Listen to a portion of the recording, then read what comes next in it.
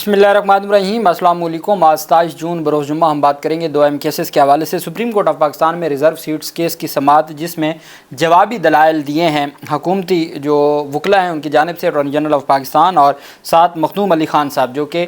مسلم league نون کے یا ان تمام ریزرو سیٹس کے جو حکومتی اتحاد کی ریزرو سیٹس جن کو دی گئی تھی ان کے وکیل ہیں۔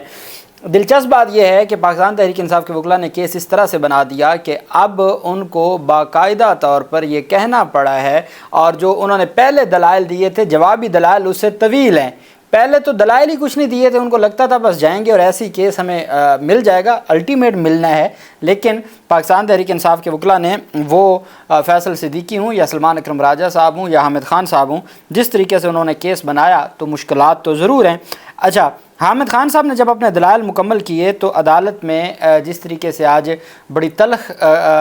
گفتگو ہوئی ہے اور مائنڈ یور لینگویج تک کہا گیا حامد خان کو، عدالت میں جسٹس مندوخیل نے کہا کہ اگر آپ نے دلائل دینا ہے تو دیں، ورنہ واپس کرسی پر بیٹھ جائیں، یہ سپریم کورٹ ہے، مذاق بنانے کی اجازت نہیں دیں گے، آپ اچھے وکیل ہیں مگر جو آپ نے کیا ہے یہ اچھے وکیل کا رویہ نہیں ہے۔ جب دوبارہ سماعت ہوئی تو اس میں پھر حامد خان صاحب کے ساتھ جو عدالت میں بات ہوئی، سپریم کورٹ میں مخصوص نشستوں کی نظر ثانی کیس کی سماعت کے دوران حامد خان نے کہا کہ مثالیں موجود ہیں کہ آپ یہ سماعت نہیں کر سکتے۔ جسٹس جمال مندوخیل نے کہا کہاں لکھا ہے کہ ہم کیس کی سماعت نہیں کر سکتے، سپریم کورٹ رولز میں دکھائیں کیسے نہیں کر سکتے ہم سماعت۔ بار بار وہ سپریم کورٹ کی ججمنٹس کا حوالہ دینا چاہتے تھے۔ آپ نے دیکھا سلمان اکرم راجہ، فیصل صدیقی، حامد خان کے دلائل کے وقت آپ کو محمد علی مظہر، امین الدین خان اور جمال مندوخیل ایک کے بعد ایک سوال، اور وہ کوئی بھی بات فکرہ نہیں مکمل کر سکتے تھے، سوال پر سوال آتا تھا۔ پھر اس کے بعد مخدوم علی خان صاحب نے اپنے دلائل شروع کیے اور پھر اٹارنی جنرل آف پاکستان کے، وہاں آپ کو بہت کام ڈاؤن ملتا ہے، وہاں بالکل سکون ملتا ہے، کوئی آگے سے ٹوک نہیں رہا، کوئی آگے سے کراس کوشچننگ نہیں کر رہا، بالکل جیسے وہ لکھواتے جا رہے ہیں لکھتے جا رہے ہیں، جیسے وہ پڑھاتے جا رہے ہیں لائن ایک ایک لائن پڑھتے جا رہے ہیں، اور کوئی اس میں ڈسٹربنس نہیں ہے۔ یہ ایک بڑا ڈفرینس آپ نے دیکھا ہوگا۔ حامد خان نے کہا جسٹس جمال مندوخیل صاحب سے مکالمہ کرتے ہوئے کہ آپ اتنی سختی کیسے کر سکتے ہیں، آپ ایسے غصے سے کیسے بات کر سکتے ہیں، میں سپریم کورٹ کی عزت کرتا ہوں، آپ میرے کنڈکٹ پر بات کیسے کر سکتے ہیں، آپ دوسروں کو بات نہیں کرنے دیتے، سن تو لیں، عزت سے بات کریں۔ وکیل حامد خان نے دلائل دیتے ہوئے کہا کہ قاضی فیاض عیسیٰ کیس کی مثال موجود ہے، قاضی فیاض عیسیٰ کیس میں طے ہوا اصل کیس سے کم ججز نظر ثانی کیس کی سماعت نہیں کر سکتے۔ اب آپ 10 ججز بیٹھ کے 13 ججز کی نظر ثانی کیسے سن سکتے ہیں؟ فیاض عیسیٰ نظر ثانی کیس میں سپریم کورٹ یہ طے کر چکی ہے کہ کم ججز نظر ثانی نہیں سن سکتے۔ اس پر جسٹس جمال مندوخیل نے کہا کہ قاضی فیاض عیسیٰ کا تو آپ نام نہ لیں، آپ سپریم کورٹ کے رول پڑھیں۔ حامد خان نے جواب دیا کہ کیوں قاضی فیاض عیسیٰ کا نام نہ لوں؟ اس پر جسٹس جمال مندوخیل نے کہا کہ ہمیں سختی کرنا آتی ہے، آپ کو کہا ہے کہ رول پڑھیں۔ حامد خان نے کہا کہ جسٹس جمال مندوخیل سے مکالمہ کرتے ہوئے کہا کہ آپ غصے کی حالت میں ہیں، ابھی آپ یہ سماعت نہ کریں۔ اس پر جسٹس جمال مندوخیل نے جواب دیا مائنڈ یور لینگویج، میں کس حالت میں ہوں مجھے معلوم ہے، میں اس ادارے کی خاطر اپنی والدہ کی فاتحہ خوانی چھوڑ کر آیا ہوں، آپ مذاق پر تلے ہوئے ہیں۔ وکیل حامد خان نے دلائل دیا کہ 13 ججز کے فیصلے کے خلاف 10 جج بیٹھ کر سماعت نہیں کر سکتے۔ جسٹس جمال مندوخیل نے ریمارک دیا کہ 13 میں سے الگ ہونے والے ججز کی رائے بھی شمار ہوگی۔ مقصد یہ ہے کہ جس جج نے اپنی سماعت آدھی چھوڑ کے انہوں نے اپنے آپ کو الگ کر لیا ہے، ان کی بھی رائے شمار ہوگی، وہ بھی اپنا بتا دیں گے جی کہ وہ کیا چاہتے ہیں۔ 2 ججز تو پہلے اپنی رائے دے چکے ہیں۔ وکیل حامد خان سے مکالمہ کرتے ہوئے جسٹس جمال مندوخیل نے کہا ہم آپ کا احترام کرتے ہیں مگر 26ویں ترمیم ہم نے نہیں، پارلیمنٹ نے کی ہے، آپ نے 26ویں ترمیم کے خلاف ووٹ نہیں دیا، آپ نے بائیکاٹ کیا۔ حامد خان نے کہا آپ ریکارڈ دیکھ لیں، ہم نے مخالف ووٹ دیا ہے، بائیکاٹ نہیں کیا، ہم نے مخالف ووٹ دیا۔ لیکن حامد خان نے یہ کہا کہ مجھے 45 سال ہو گئے ہیں وکالت کرتے ہوئے، یہ جو سلوک میرے ساتھ روا رکھا گیا ہے یہ آج تک اس کی کوئی مثال نہیں ملتی۔ انہوں نے بڑی بات کر دی، اور ایک سینئر وکیل ہیں، ایک وقت ہوتا تھا کہ جو ہمارے جونیئر ججز ہیں تو وہ بھی سینئر وکلاء کی بہت زیادہ، چونکہ وہ ان کے کسی نہ کسی، جیسے آج ہاشم کاکڑ صاحب نے کہا کہ میرے استاد ہیں فیاض عیسیٰ اور ان کے بارے میں کوئی بات نہیں، کل آپ نے ان کے گربان پکڑا ہوا تھا حالانکہ وہ یہاں پہ موجود نہیں تھے۔ قاضی فیاض عیسیٰ صاحب خود جب کیسز کی سماعت کرتے تھے تو عمر عطا بندیال بھی، اور پھر سٹنگ ججز اعجاز الحسن اس وقت ہوتے تھے، اس وقت جو منیب اختر صاحب جو اب بھی موجود ہیں، تو ان کے حوالے سے کیا کہتے تھے؟ عمر عطا بندیال جو اس وقت ریٹائر ہوئے تھے ان کے حوالے سے کیا کہتے تھے؟ کسی کے مینٹور تو وہ بھی تھے، کسی جج کے تو استاد وہ بھی ہوں گے۔ تو خیر یہ ایک ایسی دلچسپ کہانی ہے جو آج جاری رہی۔ اچھا، جیسے ہی ان کی جانب سے مختوم علی خان صاحب سے یہ سوال کیا گیا، جسٹس جمال مندوخیل کہتے ہیں کہ سب کچھ شارٹ آرڈر میں ہو تو تفصیل کی کیا ضرورت ہے؟ مختصر حکم نامے میں، چونکہ یہ سوال کیا گیا کہ مختصر حکم نامے میں رول 94 کو غیر آئینی نہیں کہا گیا، عدالت نے تفصیلی فیصلے میں ایسا کہا ہے، مختصر حکم نامے سے متصادم تفصیلی فیصلہ برقرار نہیں رکھا جا سکتا۔ انہوں نے کہا کہ ہم تو مختصر حکم نامے میں کہہ دیتے ہیں کہ جی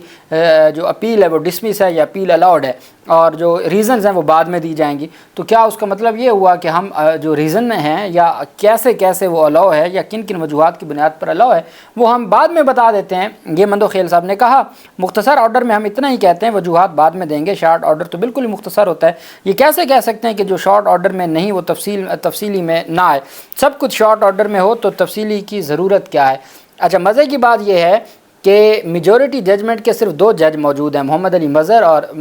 جسٹس حسن اظہر رضوی۔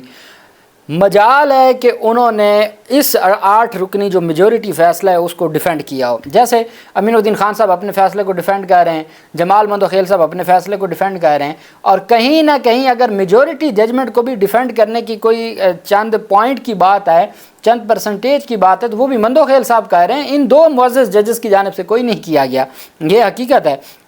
اچھا، پھر اس سے بھی بڑی دلچسپ بات کہ آج 17ویں سماعت ہے، 17 سماعتوں کے بعد آج عامر فاروق نے سوال کیا ہے۔ عامر فاروق صاحب بولے ہیں، اور دلچسپ بات یہ ہے کہ عامر فاروق صاحب نے ان سے سوال کیا جو مخدوم علی خان صاحب ہیں، جو کہ جن کو ریزرو سیٹس ملی تھی نا، حکومتی جماعتوں کی جو خواتین تھی ان کو ریزرو سیٹس ملی تھی، تو وہ ان کے وکیل ہیں۔ مطلب یہ ہے کہ وہ مسلم لیگ نون، پیپلز پارٹی، JUIF سب کے وکیل ہیں، ان تمام ریزرو سیٹس خواتین کے وکیل ہیں جن کو PTI کی غنیمت ان کو مل گئی تھی۔ ان سے سوال پوچھ رہے ہیں الیکشن کمیشن کا وکیل بنا کے۔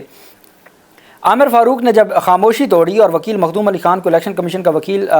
سمجھ کے ان سے جب سوال پوچھا، تو دوسرے ممبر نے بتایا کہ یہ الیکشن کمیشن کے وکیل نہیں ہیں، یہ تو ان خواتین کے وکیل ہیں، جس کے بعد انہوں نے کہا اوہو آئی ایم سوری۔ پھر انہوں نے کہا جی کہ اوہو مجھے نہیں پتہ تھا کہ آپ کس کے وکیل ہیں۔ اور پھر مزے کی بات یہ ہے کہ 17 سماعتوں کے بعد جو ہمارے آئینی بینچ میں شامل جسٹس ہیں عامر فاروق، 17ویں سماعت پر انہوں نے اپنا خاموشی کا روزہ توڑا۔ مخدوم علی خان سے جسٹس عامر فاروق نے پوچھا کہ اس جماعت کو ریلیف دیا گیا جو ہمارے سامنے فریق نہیں تھی، کیا آرٹیکل 184(3) کو آرٹیکل 185(3) کے ساتھ استعمال کر کے یہ کیا جا سکتا ہے؟ پھر جسٹس علی باقر نجفی نے بڑا اہم سوال کیا، جو 2-3 دن فیصل صدیقی نے بھی بات کی، سلمان اکرم راجہ صاحب نے بھی بات کی، 2 دن حامد خان نے بھی بات کی۔ وہ کہتے ہیں کہ الیکشن کمیشن نے کون سا غیر آئینی کام کیا تھا جس کی وجہ سے کہا گیا جی کہ کانسٹیٹیوشنل ڈیویشن آئی ہے؟ اس سوال کا کیا جواب ہے؟ اب وہ کیوں بتائیں گے؟ اب وہ یہ بتا رہے ہیں جو مخدوم علی خان ہے، مخدوم علی خان کو بالکل کوئی کوشش نہیں کرنی پڑی تھی جب انہوں نے اپنے ریویو پہ اصل دلائل دیے تھے، لیکن جب بات جوابی دلائل کی آئی تو اب ایک وہ سٹیج بنا کے گئے تھے، فیصل صدیقی ہیں، سلمان اکرم راجہ ہیں، حامد خان ہیں، ایک وہ اپنا کام پورا کر کے گئے۔ اب ان کو پھر بڑی مشکل پڑ گئی، اب ان کو دلائل تفصیلاً دینے پڑے، ان کو ججمنٹس بھی دینی پڑی۔ وہ کہتے ہیں کہ بھائی یہ جو الیکشن کا قانون ہے یہ بڑا ٹیکنیکل ہے، الیکشن کے قانون میں تو آپ نے کوئی ایفیڈیوٹ اگر آپ کا درست ٹیسٹ نہیں ہے تو اس بنیاد پہ آپ کی الیکشن پٹیشن خارج ہو جاتی ہے۔ اب ان سے کوئی سوال پوچھے کہ حضور والا یہ کوئی کیس تھوڑی ہے الیکشن کا، یہ کوئی ڈائریکٹ الیکشن کا کیس تھوڑی ہے، یہ تو 78-79 سیٹیں ہیں، ہزاروں جو